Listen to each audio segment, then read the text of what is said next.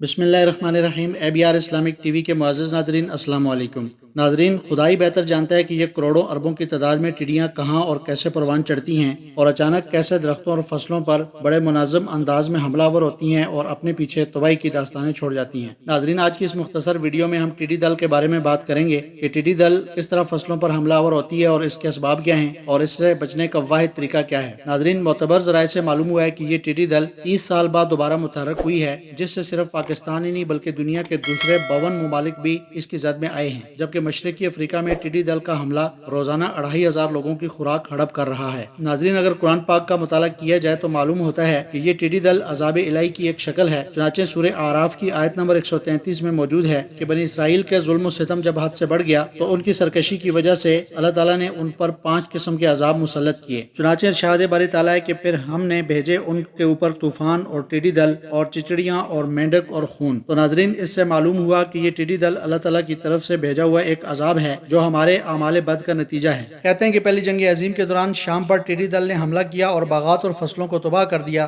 جس کی وجہ سے قحط آ گیا اور بہت ساری مخلوق موت کے گھاٹ اتر گئی۔ اس دوران غوطہ کے گاؤں داریا میں ایک شخص کا باغ بالکل محفوظ اور تر و تازہ رہا۔ ٹڈی دل نے اس کو کوئی نقصان نہیں پہنچایا۔ چنانچہ لوگوں نے حکومت سے شکایت کی کہ اس شخص کے پاس ٹڈی دل کو مارنے کی دوائی موجود تھی، لیکن اس نے کسی کو اس دوائی کے بارے میں نہیں بتایا۔ اس پر حکومت نے ایک فوجی دستہ اس کو سزا دینے کے لیے بھیجا۔ افسر نے اس شخص پر کوڑا اٹھایا اور پوچھنے لگا کہ تم نے اس دوائی کو حکومت سے اور عوام سے کیوں پوشیدہ رکھا؟ وہ بولا کہ جو دوائی میں استعمال کرتا ہوں وہ سب کو معلوم ہے، لیکن مسئلہ یہ ہے کہ کوئی بھی اس دوائی کو استعمال نہیں کرنا چاہتا۔ افسر نے پوچھا کہ وہ دوائی کیا ہے؟ اس نے جواب دیا کہ وہ دوائی زکوٰۃ ہے۔ افسر کہنے لگا، کیا ٹڈی دل زکوٰۃ دینے اور نہ دینے والے باغ میں فرق کر سکتی ہے؟ وہ شخص کہنے لگا، تجربہ کر کے دیکھ لیں۔ چنانچہ فوجی ٹڈیاں اس باغ میں چھوڑتے تھے اور وہ وہاں سے بھاگ جاتی تھیں۔ اس کے بعد اس شخص نے یہ حدیث سنائی کہ نبی کریم صلی اللہ علیہ وسلم نے فرمایا کہ اپنے مال کی حفاظت زکوٰۃ سے کرو، مریضوں کا علاج صدقے سے کرو اور بلاؤں کی لہروں کا استقبال اللہ کے سامنے عاجزی سے کرو۔ ناظرین، یہ بات حقیقت ہے۔ چنانچہ ایک حدیث شریف میں یہ بھی موجود ہے کہ حضور نبی کریم صلی اللہ علیہ وسلم حتیم میں تشریف فرماتے،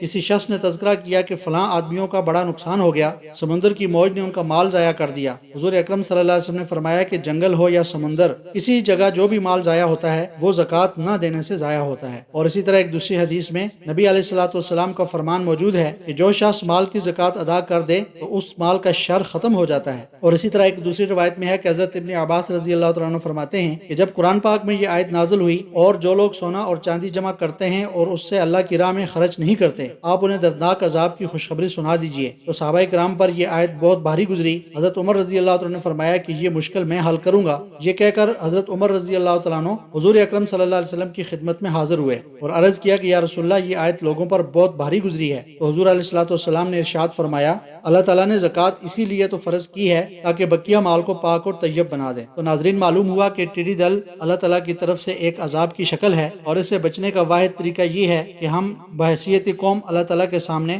دعا اور استغفار کا اہتمام کریں، اور اس کے علاوہ اپنے فصل اور اپنے اناج سے اور اپنے مال سے زکوٰۃ نکال کر اللہ کے راستے میں دیں تاکہ ہمارا بقیہ مال اور ہمارا غلہ اور ہماری فصلیں محفوظ رہیں۔ ناظرین، امید کرتا ہوں کہ آپ کو یہ ویڈیو پسند آئی ہوگی۔ اس ویڈیو کو لائک اور شیئر کرنا مت بھولیے گا۔ ملتے ہیں انشاءاللہ ایک نئی ویڈیو میں، تب تک کے لیے اللہ حافظ۔